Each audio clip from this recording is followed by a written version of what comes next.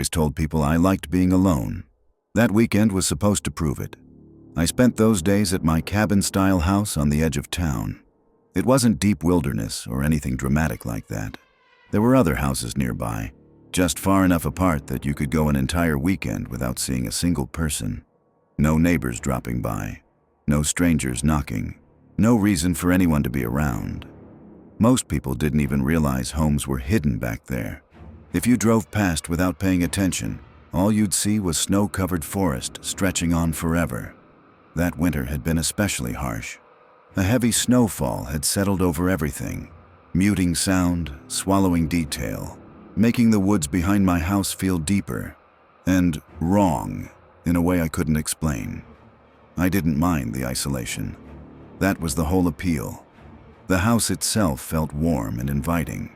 Tall windows, a stone fireplace, wooden beams.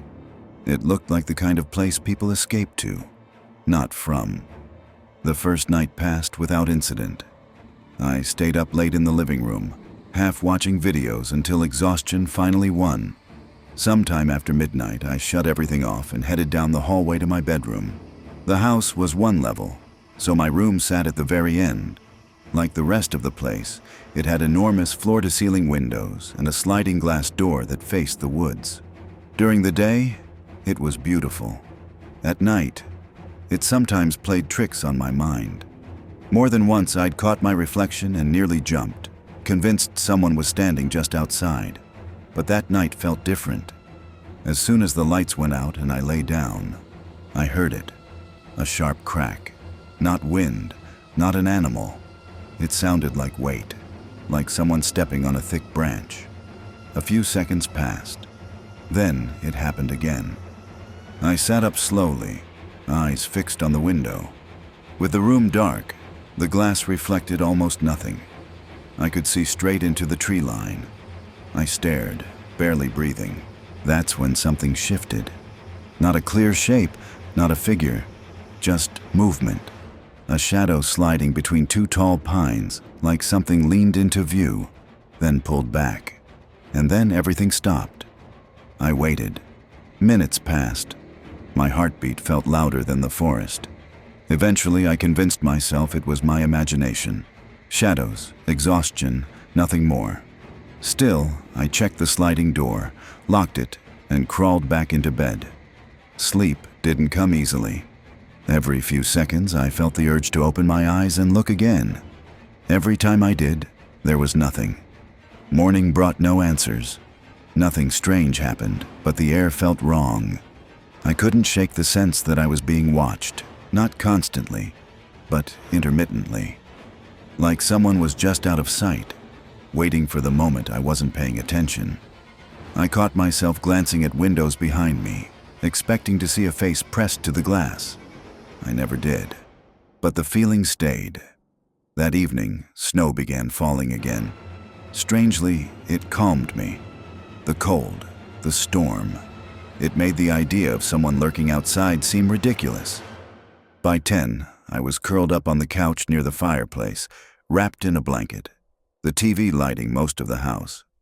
I didn't realize how dark it was inside until I got up for a drink.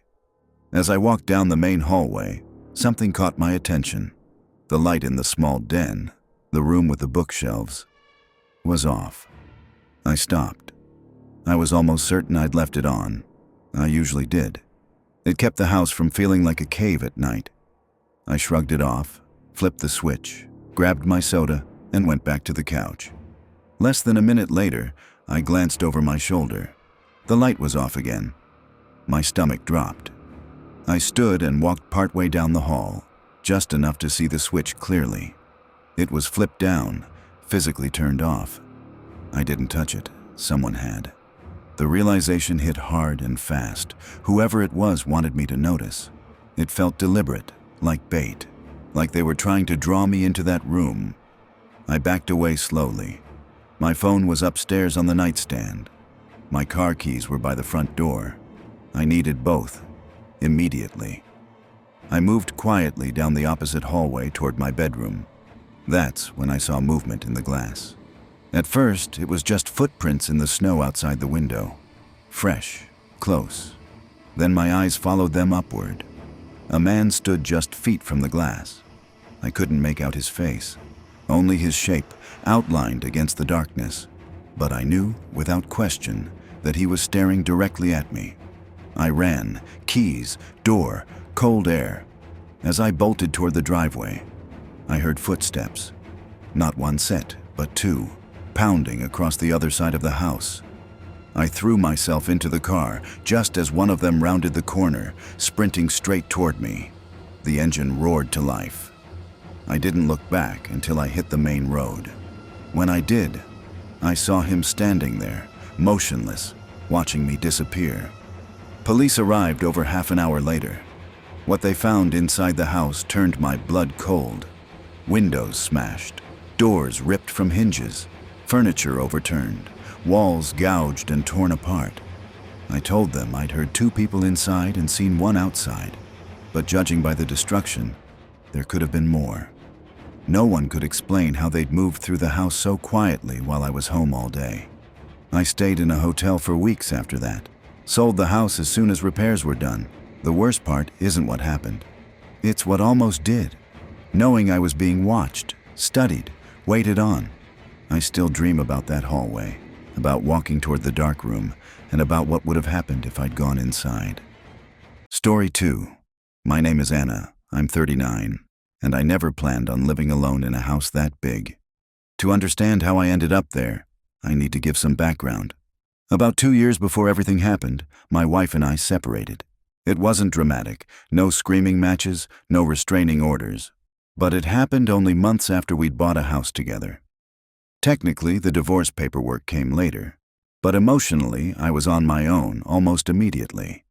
The house itself was massive. Honestly, way too big even for two people. We'd bought it with the idea that we'd grow into it someday. Kids, pets, a life that filled the empty rooms. Instead, after she moved out, I was left deciding whether to sell it at a loss or stay. I chose to stay. For 2 full years, I lived there alone.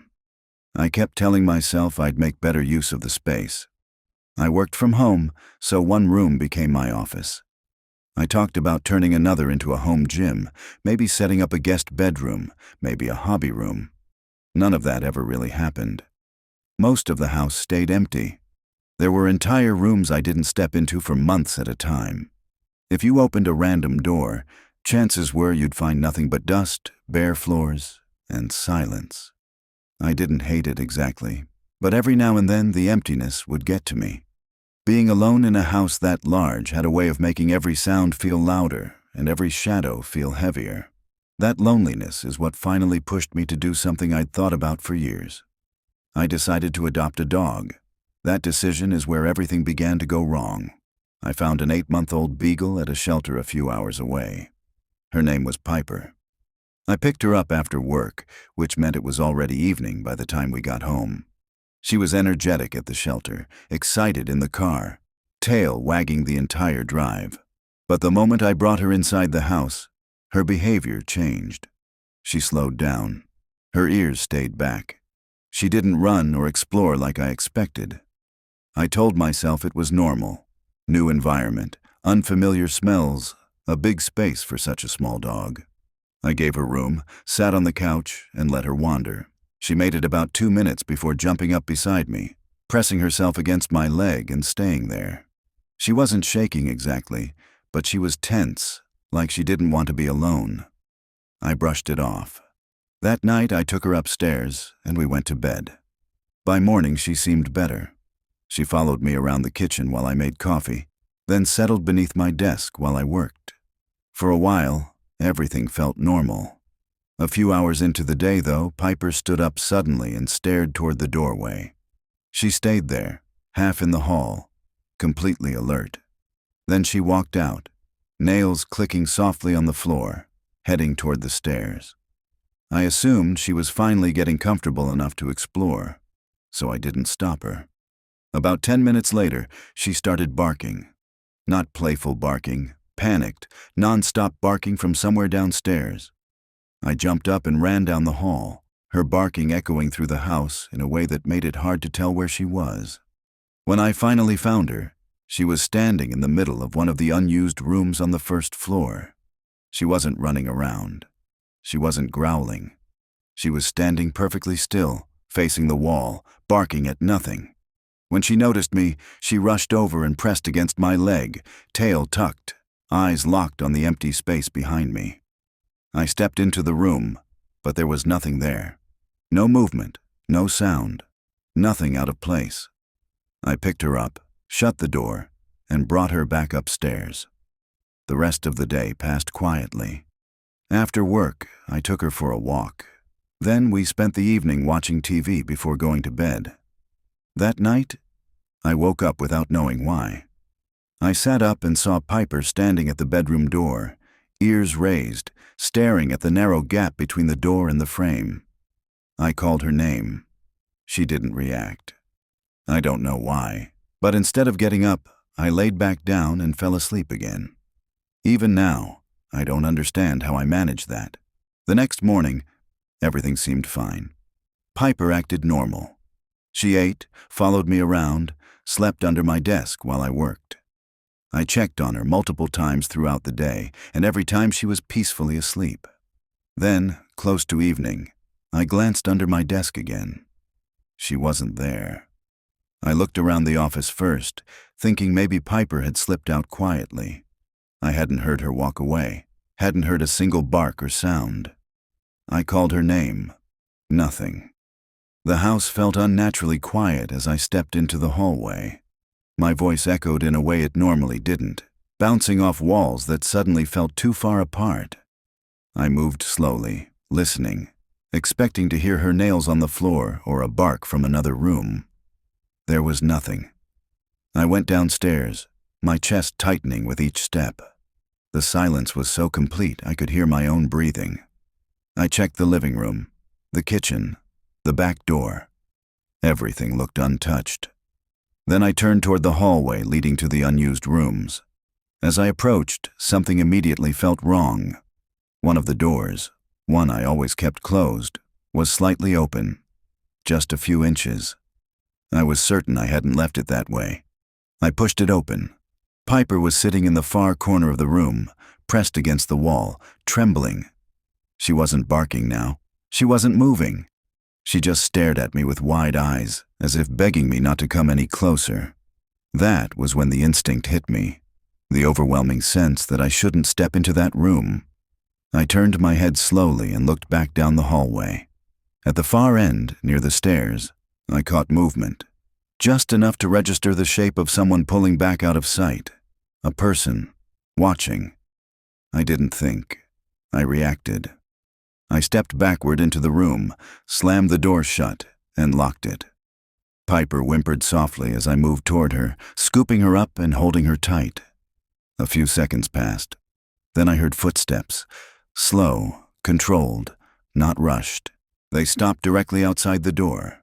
I stood there, frozen, holding Piper as she shook in my arms. Whoever was on the other side didn't try the handle, didn't knock, didn't say a word. They just stood there. After what felt like forever, the footsteps moved away.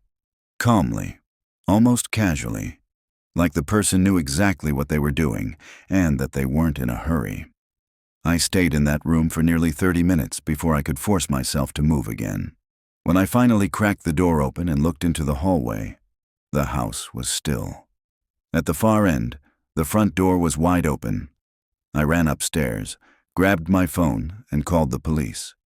While waiting, I noticed something else. Several doors upstairs were open. Doors I knew I had closed, rooms I hadn't entered in weeks. When the police arrived, they searched the house and the surrounding property. They didn't find the man. What they did find was worse. In one of the upstairs rooms, directly next to my office, they found signs someone had been living there. Not recently, for a long time. Food wrappers, makeshift bedding, personal items tucked into a closet. The officers believed the person had been sleeping during the day, hiding in that room, and moving through the house at night when I was asleep or distracted. Everything suddenly made sense. Piper's behavior, her fear, the room she barked at, the night she stared at the bedroom door. He could have been walking through the hallway while I slept. That realization was enough. I sold the house not long after and moved into a smaller place. Piper came with me, of course. From the moment we moved, her anxiety disappeared. She became playful again, happy, relaxed, exactly like she'd been at the shelter. The man was never found. And even now, I sometimes wonder how long he'd been there before I brought Piper home, and whether adopting her is the only reason I'm still alive. Story 3. I was old enough that my parents could leave me home alone without worrying. This was one of those times when they were gone for a couple of days, and I had the house entirely to myself. Nothing about our house stood out. It was just another suburban home in a quiet neighborhood, the kind where every street looked the same and nothing ever really happened. Whenever I was alone like this, my routine never changed much. I'd stay inside, watch TV, scroll on my phone, or play video games until I lost track of time. I didn't have a car back then, so unless I felt like walking half an hour just to get fast food, there was no reason to leave. That morning, I stayed in bed longer than usual, half watching TV until I finally dragged myself up and went downstairs to make breakfast. I had barely started cooking when my phone buzzed with a message from my friend Lucas, who lived directly across the street. I didn't check it right away. I assumed he was just asking if I was getting online to play later, so I finished what I was doing before looking. When I finally opened the message, I frowned. "Who's the guy standing outside your house?" I stared at the screen for a second, then typed back, "What?" I walked over to the front window and looked outside. There was nothing there. No people, no cars. Just the same empty street and quiet houses I'd seen every day of my life. Lucas's house was directly across from mine, but I didn't see him in his window either. Confused, I decided to call him, assuming he was messing with me. He had a habit of pulling dumb jokes like that. But when he answered, his voice was serious. "I'm not joking," he said. "There was a guy out there. I've never seen him before. He was standing near your house, looking at your windows." That sent a chill through me. We went back and forth trying to make sense of it, but whoever Lucas had seen was gone now. Eventually, we brushed it off and hopped on a Discord call to play games like we usually did. Hours passed without anything happening. I went downstairs once to refill my water and checked the windows again. Still nothing. We stayed on the call until early evening, completely losing track of time. By the time we logged off, it was already dark outside. I headed downstairs and started making a quick dinner, figuring I'd just spend the rest of the night watching TV in my room. That's when I noticed it. A shadow flickered across the wall in front of me. I froze and turned around instantly. Nothing had moved. The living room was empty. Then my eyes drifted to the window. I stepped closer and looked outside. The street was dark and completely still. I didn't see anyone, but the thought that someone could have been standing there, just out of view, made my skin crawl. I told myself I was just on edge. A passing car, maybe. Nothing more. I finished cooking, took my food upstairs, and lay in bed watching TV. I stayed like that for over an hour, barely paying attention. At some point, I realized the only light in my room was coming from the TV. I hadn't turned on any of the hallway lights upstairs. My eyes kept drifting to the crack beneath my bedroom door. The hallway beyond it was pitch black. Normally, that wouldn't bother me. That night, it felt wrong. I paused the show and decided to go downstairs for a snack, really just an excuse to turn on all the lights and calm myself down. The moment I opened my bedroom door, the unease intensified. The house felt unnaturally quiet. I flipped on the hallway light, saw nothing but an empty corridor, and felt stupid for being scared. Downstairs, I checked every window. Nothing. Still, the paranoia wouldn't go away. I left all the lights on before heading back upstairs, not wanting to deal with the darkness again. Halfway up the stairs, I stopped. I'd heard something. It sounded like footsteps, my footsteps, but slightly off, like another set was echoing them. I took a step down, then back up. The sound didn't repeat. My heart started racing as I replayed it in my head. Suddenly, It clicked. Those weren't echoes. Someone had been matching my steps. I ran upstairs, locked myself in my room, and called the police. I was almost certain someone else was inside the house, moving when I moved, stopping when I stopped. While waiting, I called Lucas again. He said he hadn't seen anything but walked to his front window while we were on the phone. A minute later, his voice dropped. "Oh my God," he whispered. "Someone just ran out from the side of your house, into the trees." He said it looked like the same man from earlier. When the police arrived, I stood outside while they searched the house and yard. Lucas came over and told them everything he'd seen. There wasn't much they could do besides file a report. But one of the officers mentioned something unsettling. There had been a similar case in a nearby neighborhood weeks earlier. Another kid home alone. Another man creeping around windows, trying to get inside. No one knew what he was planning. That's the worst part. He's still out there. And sometimes I wonder how close he came to finding me first. Story 4. If you've ever driven through a town that feels like it's pretending to be normal, you'll understand why I still get sick to my stomach when I see porch lights in heavy snow. I didn't plan to stop there. I wasn't chasing ghosts or looking for a creepy place for a story. I was just trying to make it home before the roads disappeared under the storm. My phone was at 8%. The weather app had stopped loading, and the highway signs were the kind that looked old enough to remember when people still used paper maps. The snow started as a soft blur. Pretty. Almost peaceful. Then the wind picked up. The trees bent. The road turned into one endless strip of white with 2 faint grooves from the cars ahead of me. I told myself I could make it. I always told myself that. About 10 minutes later, my dashboard lit up with the kind of warning you don't argue with. Low fuel. Not empty, but close enough that my stomach dropped. I'd been watching the gauge all day, promising myself I'd stop when I saw a station. But the last place I passed was closed, and the next one wasn't showing on my GPS anymore. No service. The world outside my windshield was just black and snow and the occasional reflective post that popped into existence and vanished again. I slowed down. I should have turned around. But turning around on a road like that felt worse than pushing forward. Then I saw the lights. Not bright, not welcoming, but enough to make my brain relax. A cluster of yellow dots in the distance, like someone had dropped a handful of candles into the snow. A town. It wasn't on any sign I remembered. It wasn't on my phone. But it was there, sitting at the bottom of a shallow hill, surrounded by trees that looked too tall and too close together. The road narrowed as I approached, and my tires crunched onto a layer of ice. I passed a wooden sign half buried in snow. The letters were worn and the paint was peeling. I couldn't read it at first. Then my headlights hit it at the right angle, and I caught the name, "Welcome to Bramble Ridge." There was no population number, no slogans, just that. I rolled into the town slow, passing a row of houses that looked wrong in a way I couldn't explain at the time. They were neat. Too neat. Every yard had the same kind of fence. Every porch had the same style of railing. Every window had curtains pulled exactly the same width, and every porch light was on. Even the empty houses, especially the empty houses. I didn't see any people. Not a single moving silhouette in any window. No cars pulled into driveways, no tire tracks. The whole town looked like it had been paused.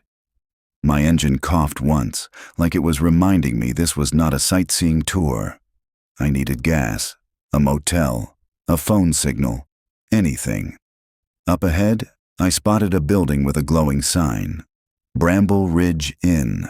The letters flickered as the wind swept snow across the sign like a sheet. The parking lot was mostly empty, except for one vehicle parked crooked near the entrance. An older SUV with snow piled up on the hood, like it hadn't been moved in a while. I pulled in and shut off my car. The sudden silence was loud. The wind shoved snow against my doors. I sat there for a second, hands still on the steering wheel, listening. Nothing. No radio, no distant traffic, no barking dogs, not even the usual faraway hum of power lines. Just wind and the faint, soft creak of trees. I grabbed my coat and stepped out. The cold hit me like a slap. I walked toward the inn, crunching through snow that looked untouched. The glass door opened before my hand even reached the handle. An older woman stood inside, holding it for me. She was small and bundled in a thick sweater, her gray hair braided and pinned back. Her smile was calm, too calm for someone standing in a doorway in a blizzard. "Come in," she said, like she'd been waiting. "You'll freeze out there." I stepped inside, and warmth wrapped around me. The lobby smelled like pine cleaner and something sweet. Cinnamon, maybe. The place looked like a cozy postcard. Plaid chairs, a stone fireplace, a little shelf of board games, and a wooden desk with a brass bell. On the wall behind the desk, there were framed photos of snowy streets and people smiling in winter coats. Every photo showed the same town. Every photo looked old. The woman closed the door and locked it with a key that hung from a hook. "You're lucky you made it before the ridge closes," she said. "The ridge closes?" She nodded like that was normal. "Snow comes fast here. Roads disappear." I swallowed. "Do you have a room for the night?" Her eyes flicked briefly to my coat, then to my boots, then to my face, like she was checking for something. "Of course," she said. "We always have a room." I didn't love how she said always. I tried my phone. Still no signal. "Do you have Wi-Fi?" I asked. The woman smiled again. "Oh, honey, not out here." I laughed awkwardly. "Right, okay." She slid a paper guest book toward me. It was thick and worn, the kind you'd find in a museum. The pen beside it was heavy and old-fashioned. "What's your name?" she asked. I hesitated. I don't know why. It wasn't logical. She was running an inn. That's a normal question. "Evan," I said, "because that's my name." She wrote it neatly on a small card and handed it to me, along with a key attached to a wooden tag that said, "Room 6. "You're at the end of the hall," she said. "Last door. Don't wander tonight." I blinked. "Don't wander. It's easy to get turned around in storms," she said gently. "And people here don't like when visitors roam." That should have been the moment I left. But my gas was low, my phone was dead, and the wind outside sounded like it wanted to tear the world apart. So I nodded. "Okay, thanks." She watched me as I walked toward the hallway. Her eyes weren't unfriendly.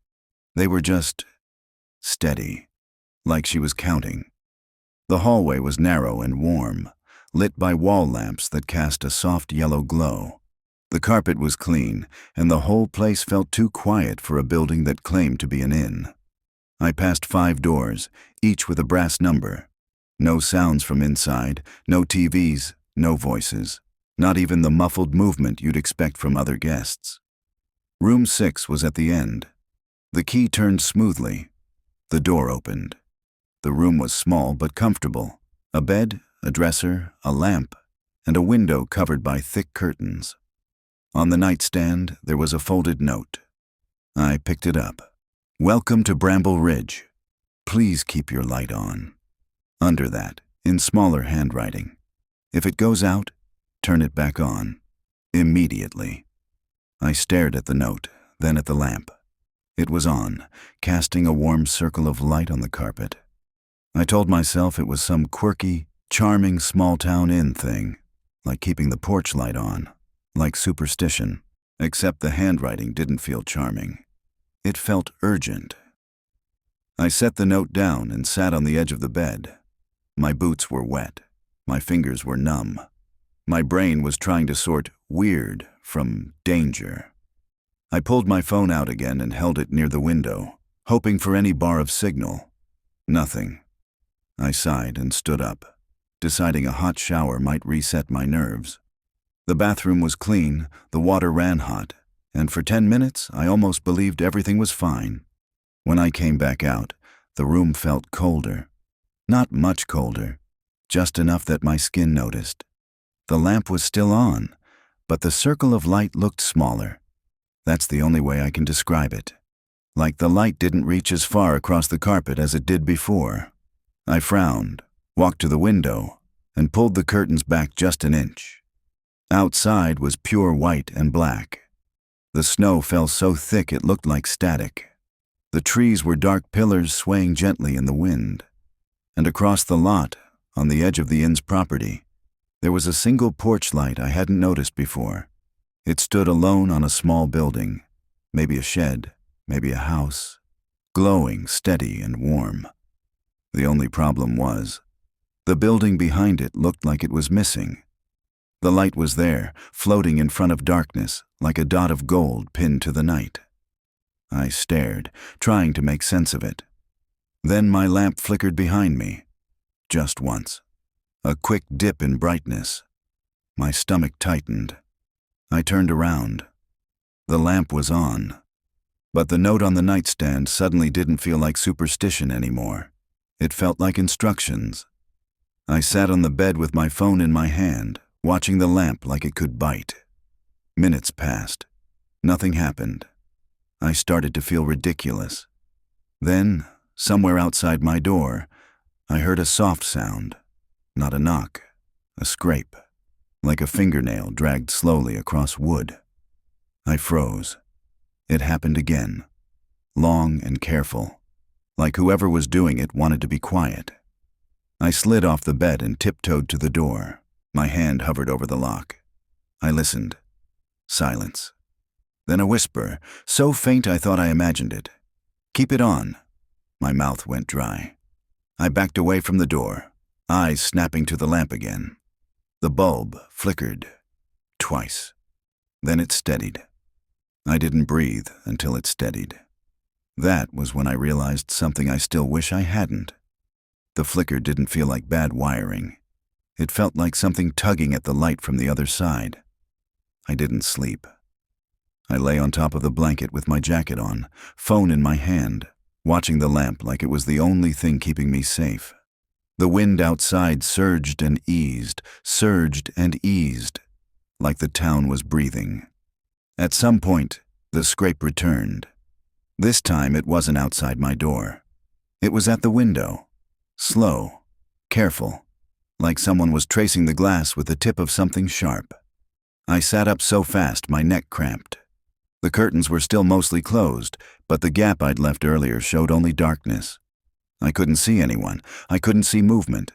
But the scraping continued, and it moved. Sideways. Like whatever was making it was sliding along the window. I forced myself to stand. My heart hammered so hard I could hear it in my ears. I took one step toward the curtains, then stopped, because the lamp dimmed again. Not a flicker, not a blink. A slow, deliberate dim, like a hand turning down a dial. The room's shadows deepened. The corners stretched. The carpet lost detail. I lunged for the lamp and slapped the switch off, then on. The bulb jumped back to full brightness. Instantly, the scraping stopped. I stood there panting, fingers wrapped around the lamp base. That's when someone knocked on my door. 3 knocks, perfectly spaced. I backed away until my spine hit the dresser. "Hello?" I called, trying to keep my voice steady. No answer. The knob didn't turn. No footsteps retreated. Just silence. Then a soft voice from the other side, right at the crack beneath the door. "Please keep your light on." My skin went cold. "Who is this?" No answer. I stared at the crack under the door. The hallway light outside should have been visible. There should have been a thin line of yellow glow. There wasn't. It was completely black under the door. The lamp flickered again. Once. The voice whispered, "Don't let it go out." I did the most idiotic thing I could have done. I unlocked the door. I don't know why. Panic, confusion, the desperate need for something to make sense.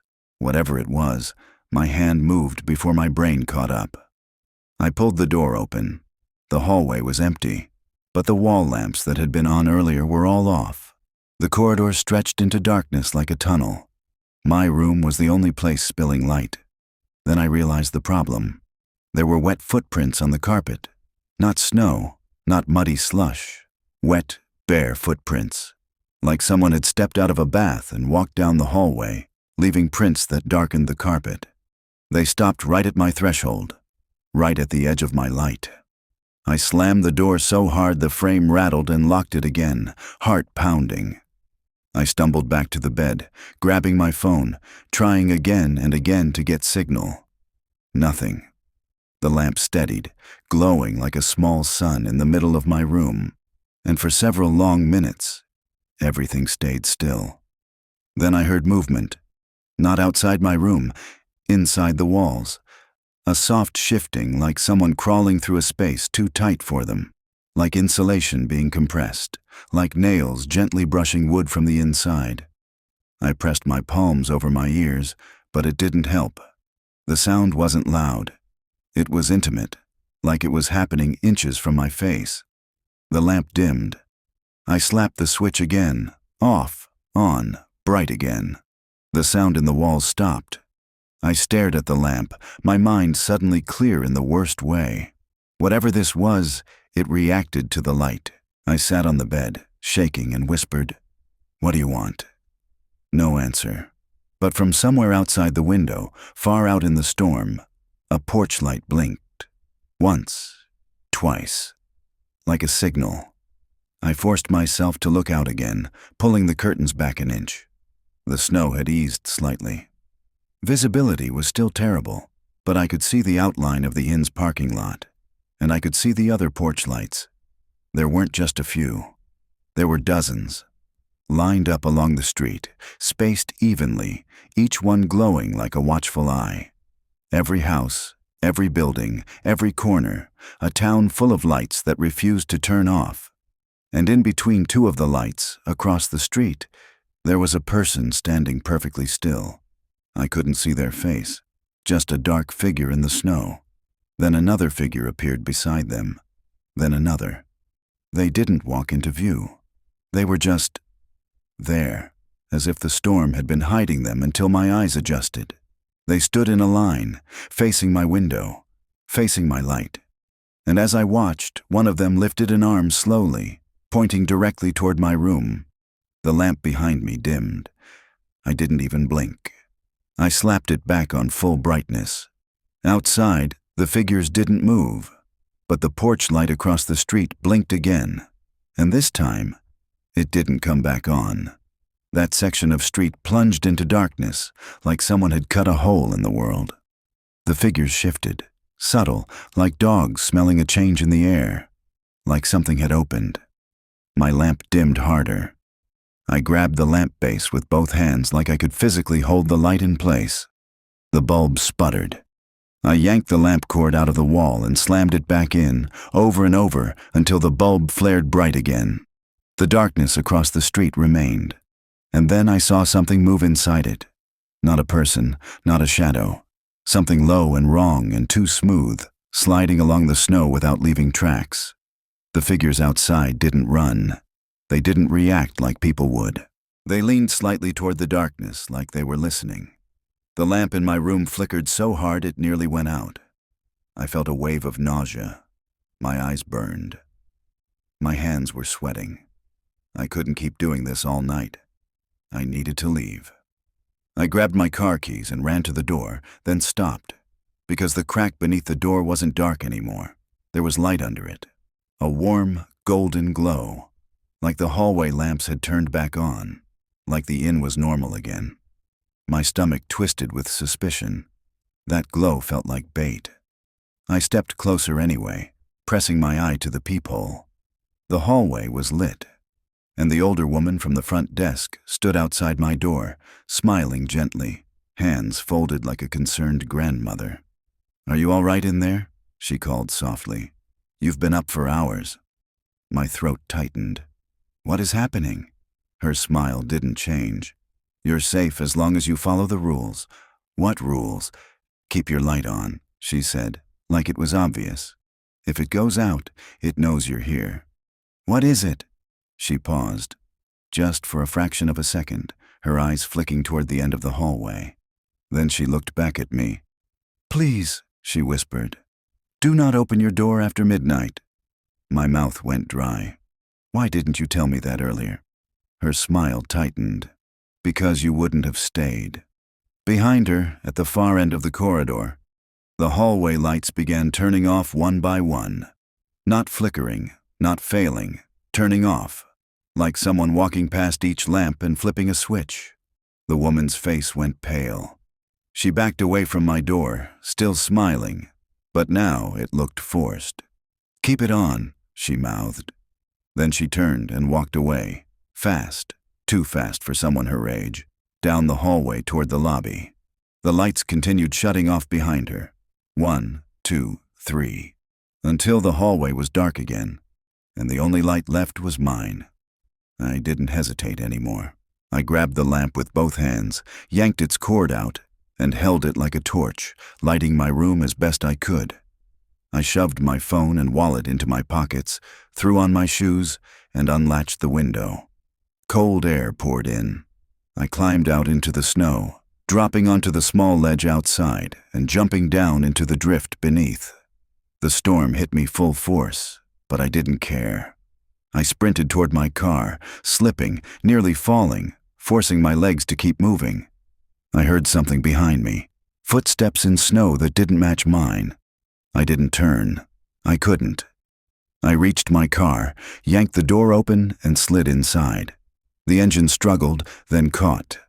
As my headlights turned on, the whole parking lot lit up. And for one horrifying second, I saw them clearly. Not just one person, a crowd. Dozens of dark figures standing around the edges of the lot, half hidden between cars, near the trees, behind the inn sign, motionless facing me. And in the center of them, closer than the rest, was something crouched low in the snow. It looked like a person trying to fold itself wrong. Its limbs were too long, its head tilted at an angle that made my spine scream. Its mouth, if it was a mouth, opened slightly as my headlights hit it, and every porch light in town blinked once. I floored it. My tires spun, then grabbed, and the car shot forward. As I tore out of the lot, I glanced in the rearview mirror. The figures didn't chase. They didn't need to. They just watched. And behind them, the inn's lobby window glowed warmly, like nothing was wrong, like it was waiting for the next car to roll in with low fuel and no signal. I didn't breathe until I hit the main highway. And even then, when I finally got service again and my phone lit up with notifications like nothing had happened, my hands were still shaking. I called the sheriff. I told them everything. There was a long pause on the line. Then the dispatcher said carefully, "Can you spell the name of the town for me?" "Bramble Ridge," I said. "B-R-A." She cut me off. "Sir, there is no Bramble Ridge in this county." I swallowed. I was there. I stayed at the inn. Another pause, then quieter. "People report lights out there sometimes. In storms, they call it the welcome trap." My stomach dropped. "You know about it?" "We know to tell people not to follow the lights," she said. "If you see a town that isn't on your map, you keep driving." I gripped the steering wheel. "What was it?" Her voice lowered even more. "We don't know. We just know it likes when you turn your light off." That night, when I finally got home and sat in my apartment with all the lights on, I still couldn't shake the image of those porch lights blinking in unison. And sometimes, when the power flickers for even a second, I swear I hear a soft voice right outside my door. "Please keep your light on."